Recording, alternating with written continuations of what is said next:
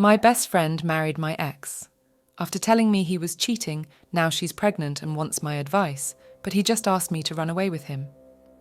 It's funny how life has a way of coming full circle, though sometimes it's less of a circle and more of a vicious spiral. My story starts with a betrayal so sharp, it left scars that took years to heal. At the center of it were two people I once considered the most important in my life: my ex, Mark, and my best friend, Jenna. Mark and I had been together for 3 years. We met in college during one of those awkward mixer events where everyone pretends not to care, but secretly hopes to meet someone interesting. He was charming in that effortless way that made you feel like the most important person in the room, and for a long time, I believed I was. Our relationship was intense, filled with late-night talks, spontaneous road trips, and a connection that felt unbreakable, or at least, that's what I thought. Jenna had been my rock through it all, always there to listen when I needed to vent, to celebrate my highs, and console me during my lows. We were inseparable, two halves of a whole, or so I believed. Then, one night, Jenna called me, her voice trembling like I'd never heard before. "I need to tell you something," she started, the hesitation in her voice immediately putting me on edge. "It's about Mark." I could feel my heart start to race, a sick feeling settling in my stomach. "What about him?" She hesitated again, and for a moment I thought she was going to hang up, but then she took a deep breath and let it out in a rush. "He's cheating on you." The words hung in the air, cold and heavy. I didn't want to believe it. "No, he wouldn't," I stammered, but the certainty in Jenna's voice cracked the fragile hope I was clinging to. "I've seen him with my own eyes," she said, her tone filled with a kind of sadness that made me feel like the walls were closing in. "I'm so sorry. I didn't want to tell you, but you deserve to know." My mind went blank. The love of my life had betrayed me, and the one person I trusted most had been the one to deliver the news. The days that followed were a blur of tears, shouting, and silence. I confronted Mark, and he didn't even bother to deny it. He just stood there, looking at me with this mixture of guilt and indifference that made me want to scream. He tried to apologize, but it was clear his heart wasn't in it. "Why?" I remember asking, my voice barely above a whisper. "I don't know," he replied, shrugging as if it were just a casual mistake and not the shattering of my world. "It just happened. And with that, it was over. 3 years of love, trust, and plans for the future crumbled in an instant. I moved out of our shared apartment and crashed at a friend's place, trying to piece my life back together. Jenna was there for me, just like she always had been, helping me through the heartbreak. She assured me I'd be okay, that I'd move on and find someone who truly deserved me. I clung to her words like a lifeline, even though a part of me was still numb. It took a while, but I eventually started to feel like myself again. I focused on work, started going out with friends, and tried to avoid thinking about Mark. But the universe, in its twisted way, wasn't done with me yet. About 6 months after the breakup, Jenna invited me out for coffee. I could tell something was off the moment I saw her. She looked nervous, her hands fidgeting with her cup as we sat down. "There's something I need to tell you," she said, echoing those dreadful words she'd spoken half a year earlier. My heart sank. "What is it?" I asked, bracing myself for another blow. She looked at me, guilt written all over her face. I'm dating Mark. If you've ever had the wind knocked out of you, you'll know exactly how I felt in that moment. My best friend, the one who had comforted me through my darkest days, was now with the man who had shattered my heart. I couldn't speak. I just stared at her, waiting for the punchline that never came.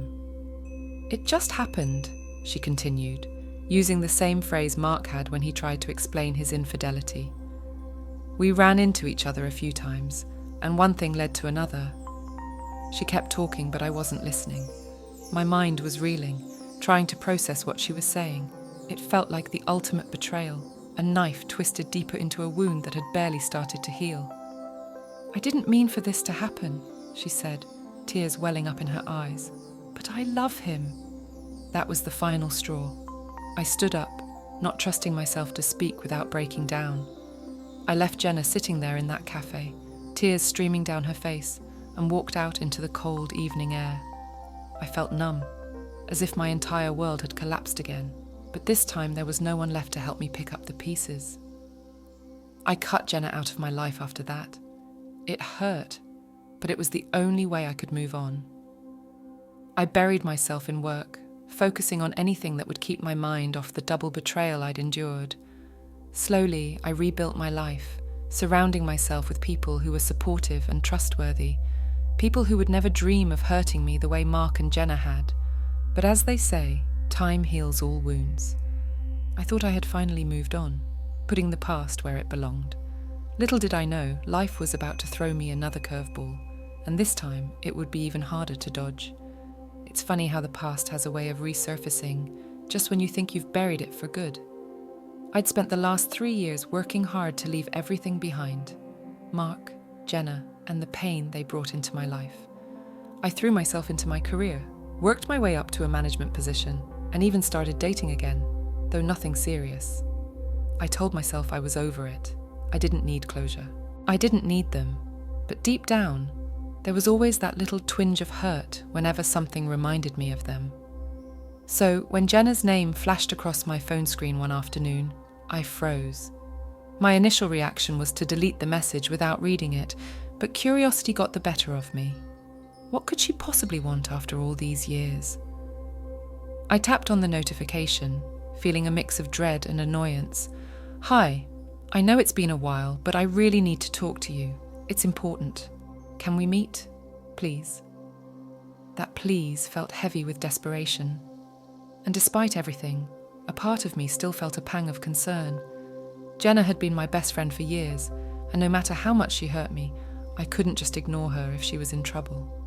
But I wasn't ready to forgive her either. I debated whether to respond, finally deciding to meet her, if only to satisfy my curiosity and maybe, just maybe, find some closure. We agreed to meet at a small cafe on the other side of town, one we used to frequent when we were inseparable. I arrived early, nervously drumming my fingers on the table. My mind raced with questions. Was she going to apologize? Ask for forgiveness? Or worse, was she just going to tell me about how happy she and Mark were? Jenna arrived a few minutes later, and I almost didn't recognize her. She looked tired, with dark circles under her eyes and a kind of weariness in her posture. Gone was the vibrant, confident woman I once knew, replaced by someone who seemed burdened by the weight of the world. She sat down across from me, her eyes searching mine, and for a moment, neither of us spoke. "Thank you for coming," she finally said, her voice soft and tinged with a sadness I hadn't expected. I nodded, not trusting myself to say anything just yet. I needed to hear what she had to say before I decided how to feel. "I know I don't deserve your time, but I didn't know who else to turn to," she began, her eyes glistening with unshed tears. "I'm pregnant." The words hit me like a ton of bricks. It was as if I'd been sucker punched, my mind struggling to keep up with the reality of the situation. "You're pregnant?" I repeated, not quite able to wrap my head around it. She nodded, a tear slipping down her cheek. 4 months. My throat tightened as I stared at her, my emotions a chaotic mess of shock, anger, and something I couldn't quite identify. I had never imagined this conversation, never thought about what I would say if I ever saw Jenna again. But here she was, pregnant with Mark's child, and clearly struggling. "Why are you telling me this, Jenna?" I asked, my voice steady despite the storm brewing inside me. She took a shaky breath. "Because I don't know what to do," she confessed, her voice barely above a whisper. "Mark, he's not the man I thought he was. Things have been really difficult between us. He's distant, cold. I'm scared. I thought that maybe you could help me understand him, help me figure out what to do." I stared at her, dumbfounded. After all the betrayal, all the hurt, she was coming to me for advice about the man who had broken my heart. It was almost too much to process. "I'm sorry, but why would you think I could help you with that?" I asked, incredulous. "You know what he did to me, Jenna, and now you're asking me to help you fix your relationship with him." She looked down, ashamed. "I know it's a lot to ask, but I'm desperate. You knew him better than anyone, and I don't have anyone else I can talk to about this. I thought I could handle it, but now, with the baby coming, I just don't know." The room felt like it was closing in on me. the weight of her words pressing down on my chest. How could she come to me with this? But as I looked at her, really looked at her, I could see the fear and uncertainty in her eyes. She was scared, and for a moment, I remembered the Jenna who had been my best friend, the one who had always been there for me, even if she had betrayed me in the end. Against my better judgment, I found myself softening. "What do you want me to say, Jenna?" I asked, trying to keep my voice steady. That he's going to change, that everything will be okay, because I can't. You know how he is. You know what he's capable of. She bit her lip, nodding slowly. "I know, but I thought maybe I could help him change for the baby's sake." I sighed, rubbing my temples. This was too much, too fast. "People don't just change because they're going to be parents," I said, my voice firmer now. "If he's treating you like this now, what makes you think it's going to get better when the baby comes?" Jenna flinched, as if my words had physically hurt her. "I don't know," she whispered. "I'm just so lost." There was a part of me that wanted to be cruel, to tell her that this was her mess to clean up, that she had made her bed and now she had to lie in it. But another part of me, the part that still cared about the woman who had once been my closest friend, couldn't bring myself to kick her when she was down. "Look, Jenna," I began, trying to keep my tone as neutral as possible. "I don't know what to tell you. I can't give you advice about Mark because I'm not in your shoes. But if you're asking me if I think he's going to magically turn into the man you want him to be, I don't think so." Her face crumpled, and for a moment I thought she was going to start sobbing right there in the cafe. "I'm so sorry," she said, her voice breaking. "I never wanted things to turn out like this. I never wanted to hurt you." I didn't know how to respond to that, so I stayed silent, letting the weight of her words sink in. After what felt like an eternity, Jenna wiped her eyes and stood up. "Thank you for talking to me," she said, her voice barely audible. "I'm sorry for everything." And with that, she left, leaving me alone at the table with my thoughts. I watched her walk away, a storm of emotions swirling inside me. I'd spent years trying to move on from the pain they caused me, and now, just like that, it was all back. What Jenna didn't know, what I hadn't told her, was that I wasn't just done with Mark. I was done with her too. The person she used to be no longer existed, and maybe I had to accept that the same was true for me. But as I sat there, sipping my now cold coffee, I couldn't shake the feeling that this was far from over. Something told me that the past wasn't quite finished with me yet, and I would soon find out just how true that was. I should have known that meeting Jenna wouldn't be the end of it. I thought I'd finally put her and Mark behind me, but the past has a way of creeping back when you least expect it. Just as I was beginning to find some peace after our conversation, my phone buzzed with another message, this time from Mark. The sight of his name on my screen sent a jolt through me. I almost deleted it without reading, but my curiosity got the better of me. I tapped on the message, expecting some kind of half-hearted apology or a snide remark. Instead, what I read made my blood run cold. "Can we talk? It's important. I really need to see you."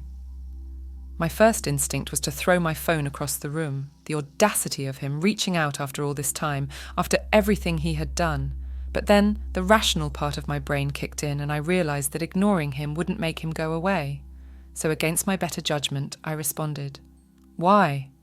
His reply was almost immediate. "Please, just meet me. I'll explain everything in person. Tomorrow at 7 p.m, the old park near our apartment." Every fibre of my being told me to say no, to block his number and pretend this never happened.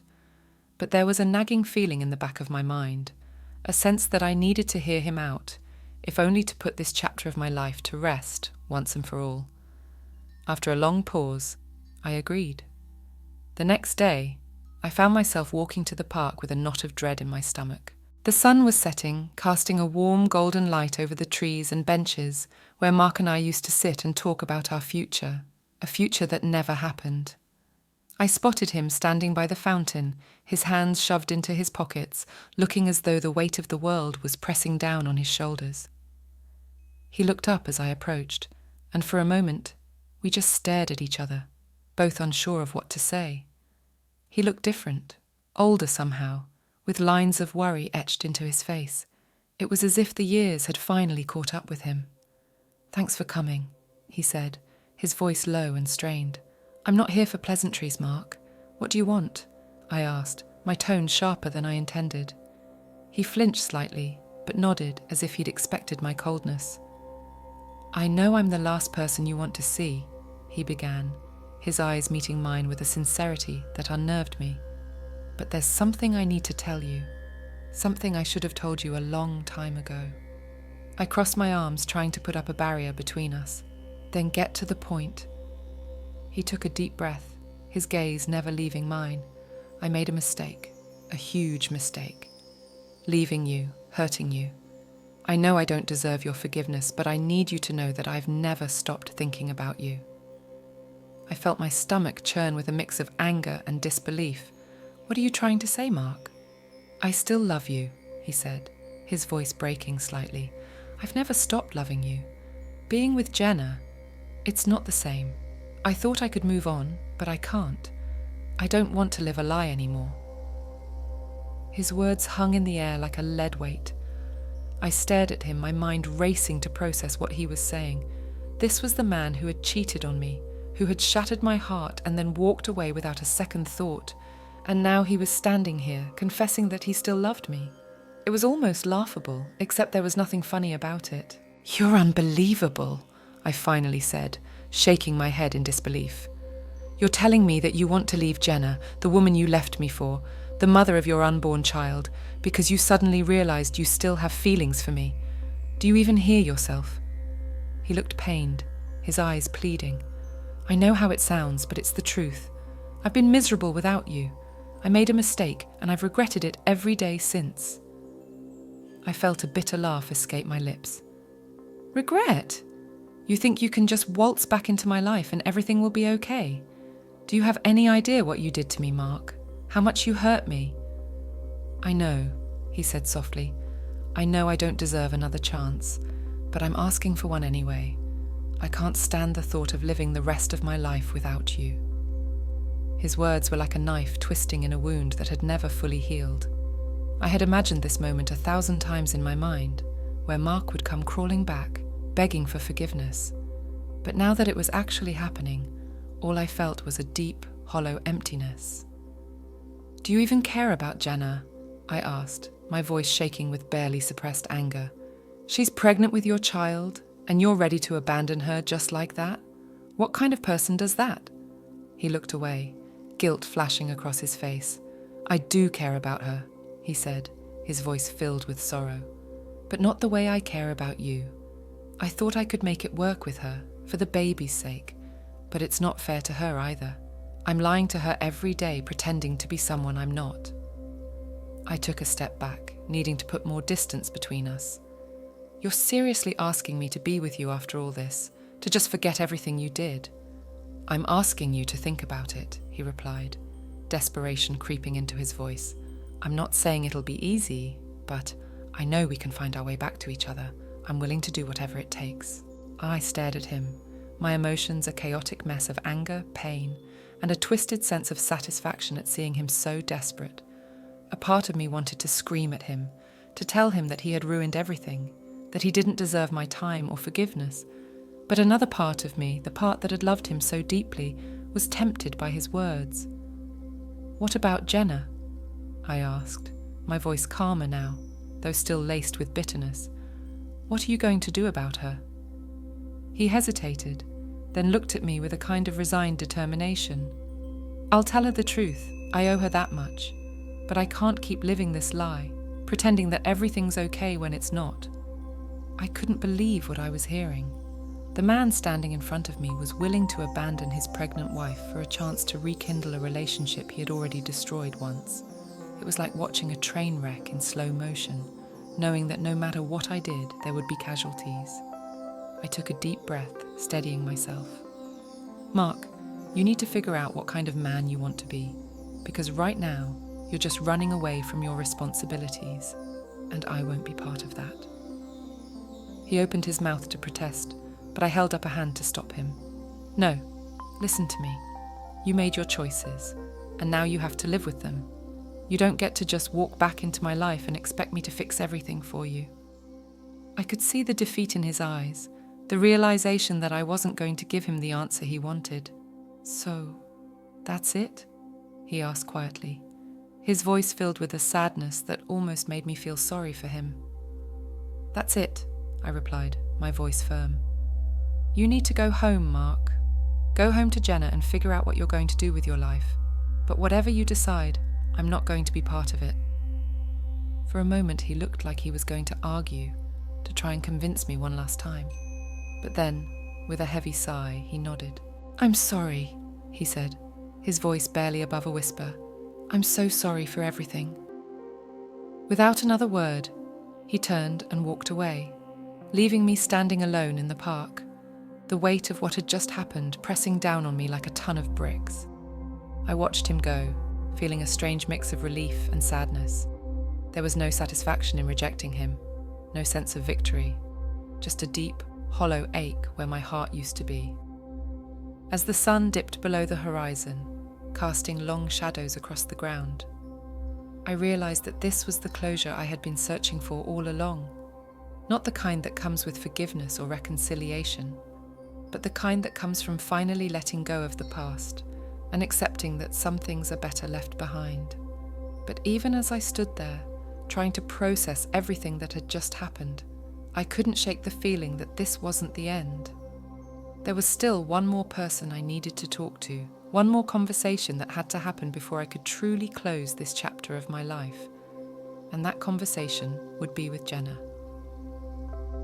As I walked away from the park that evening, my mind was swirling with emotions I couldn't quite untangle. I had rejected Mark, refused to be pulled back into the toxic web he had spun, but I knew deep down that it wasn't over. There was still unfinished business, and I couldn't move forward until I had faced it head on. That business was with Jenna. The thought of confronting her again made my stomach churn, but I knew it was necessary. Jenna was carrying Mark's child, and despite everything that had happened, I couldn't let her continue living in the dark. She needed to know the truth, no matter how much it would hurt. I wrestled with the decision all night, replaying every word of my conversation with Mark, every plea and excuse he had offered. By the next morning, I knew what I had to do. I texted Jenna asking if we could meet. She agreed quickly, probably thinking I was ready to offer some sort of support or advice after our last conversation. Little did she know, this meeting would be about something much more significant. We agreed to meet at her apartment, and as I walked up to her door, my heart was pounding in my chest. I didn't know how she would react, but I couldn't let that stop me. Jenna opened the door, her face lighting up with a tentative smile when she saw me. "I'm glad you came," she said, stepping aside to let me in. "I wasn't sure if I'd hear from you again." I nodded, trying to keep my expression neutral. The apartment was cozy, filled with soft light and the scent of fresh flowers, a sharp contrast to the turmoil I felt inside. I sat down on the couch, feeling the weight of the moment pressing down on me. Jenna took a seat opposite me, her eyes searching mine for some hint of what I was about to say. "What's going on?" she asked, her voice laced with concern. I took a deep breath, steeling myself for what I was about to do. "Jenna, I saw Mark last night." Her eyes widened in surprise and she leaned forward slightly. You did? What did he say?" I met her gaze, my expression serious. "He told me that he still loves me, that he regrets everything and wants to leave you to be with me." The words hung in the air like a bomb, and I watched as Jenna's face went through a series of emotions, shock, disbelief, and then a kind of quiet devastation. She stared at me, her mouth opening and closing as she tried to process what I had just said. "No," she finally whispered, shaking her head as if denying it could somehow make it untrue. He couldn't. "I'm sorry, Jenna," I said, my voice soft but firm. "But it's the truth.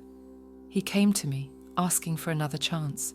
He said he's miserable and that he's been lying to you, pretending to be happy when he's not." Tears welled up in her eyes, and she covered her mouth with her hand, her entire body trembling. "I don't understand," she choked out. "How could he do this? How could he betray me like this?" I wanted to comfort her, to reach out and hold her the way she had done for me so many times before. But the distance between us was too great, the pain of the past too fresh. Instead, I forced myself to be the voice of reason, even though it felt like I was tearing her world apart. "Jenna, you deserve better than this," I said, my tone gentle but firm. "You deserve someone who loves you completely, without reservations. Mark isn't that person. He's using you as a safety net, and that's not fair to you or your child." She shook her head again, the tears now streaming down her face. I thought he loved me. I thought we could be a family." My heart ached for her, but I knew I had to be honest, even if it hurt. "Maybe he did, in his own way," I said, "but love isn't enough if it's built on lies. He's not capable of giving you the kind of relationship you deserve, and if you stay with him, you'll only be setting yourself up for more pain." Jenna broke down then, sobbing uncontrollably as the weight of everything crashed down on her. I watched helplessly, feeling a mix of pity, anger, and sadness. This was the same woman who had once been my best friend, the one who had betrayed me in the worst possible way. But she was also someone who was clearly hurting, trapped in a situation she didn't know how to escape. After a few moments, she managed to compose herself, wiping her tears with the back of her hand. "What am I supposed to do?" she asked, her voice shaky and filled with despair. "I'm pregnant with his child. How can I raise a baby on my own?" "You don't have to do it alone," I said, leaning forward to emphasize my words. "You have family, friends, people who care about you. You can get through this, Jenna. You're stronger than you think." She looked at me, her eyes filled with a kind of desperate hope. "Do you really think I can do it, without him?" I nodded, giving her the encouragement she needed. "Yes, I do. And you'll be better off in the long run. It's going to be hard, but staying with him would be even harder. You deserve a fresh start, for yourself and your baby." Jenna was silent for a long moment, absorbing what I had said. Finally, she nodded, a small, shaky smile forming on her lips. "Thank you," she whispered. "I don't know what I would have done without you telling me the truth." I forced a smile, though my heart was heavy. "That's what friends are supposed to do, right?" It was a hollow sentiment, one that no longer held the same meaning it once did. We both knew that our friendship had been irreparably damaged, that we could never go back to the way things were. But in this moment, we found a small measure of closure, a sense that maybe we could both move forward and heal, even if it meant doing so separately. Jenna's phone buzzed, breaking the tension. She glanced at it, her face paling when she saw Mark's name on the screen. She hesitated for a moment, then looked at me. "I think I need to talk to him," she said quietly. I nodded, standing up. "You do, but don't let him manipulate you. Remember what we talked about." She nodded, a determined look settling on her face. "I won't. I need to do what's best for me and the baby." We walked to the door together, and as I stepped outside, I felt a strange mix of emotions: relief, sadness, and a sense of finality. Jenna and I exchanged one last glance, a silent acknowledgement that this was goodbye, at least for now. As I walked away, I felt a weight lifting from my shoulders, a sense of closure that I hadn't realized I needed until now. Mark and Jenna were no longer my problem. I had done what I could to help her see the truth, and now it was up to her to make her own choices. That night, as I lay in bed, I reflected on everything that had happened. I had spent so long dwelling on the pain and betrayal that I hadn't realized how much it had been holding me back. Confronting Mark and Jenna had forced me to face my own wounds, to acknowledge the parts of myself that were still healing. But in doing so, I had also found strength to move on, to let go of the past, and to finally start living for myself. Life has a way of throwing curveballs when you least expect it, but maybe that's just part of the journey. The important thing is how you handle those challenges, how you learn from them and grow. I knew I still had a lot of healing to do, but for the first time in a long time, I felt hopeful that the future could be brighter, that I could find happiness again, on my own terms. So here I am at the end of this chapter, ready to start a new one. It hasn't been easy, and I know there will be more challenges ahead, but I'm ready to face them knowing that I have the strength to overcome whatever life throws my way. Thank you for reading my story, for letting me share this part of my life with you. I'd love to hear your thoughts. Have you ever had to let go of something or someone who was holding you back? How did you find the strength to move on? Feel free to share your experiences. I think we can all learn something from each other.